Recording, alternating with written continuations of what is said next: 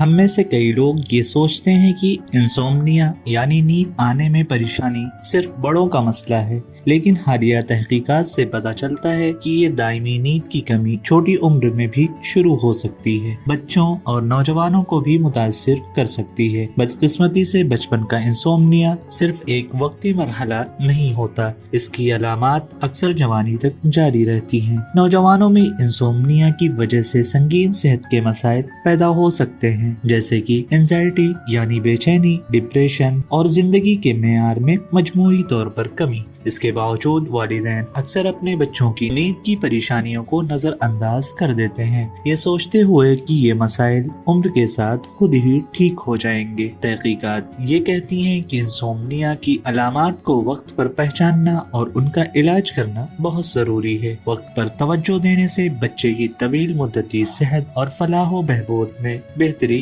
आ सकती है और दायमी नींद के मसाइल को जवानी तक पहुँचने से रोका जा सकता है। अगर आपके बच्चे को भी सोने में मुश्किल होती है तो उसे हरगिज नजरअंदाज ना करें। वक्त पर डॉक्टर से मशवरा करने से बहुत सी परेशानियों से बचा जा सकता है। क्या आप अपने बच्चे के नींद के मामूलात को लेकर फिक्रमंद हैं? तो इंसोम्निया, नींद की खराबियों और किसी भी किस्म की सेहत से मुताल्लिक मालूमात के लिए www.medwiki.co.in पर जाएं और मेडविकी से पूछें कोई भी सेहत से मुताल्लिक सवाल जो आपको देता है फौरी और काबिल एतमाद मशवरा। बस नीचे दी गई लिंक पर क्लिक करें और अभी मेडविकी से पूछें।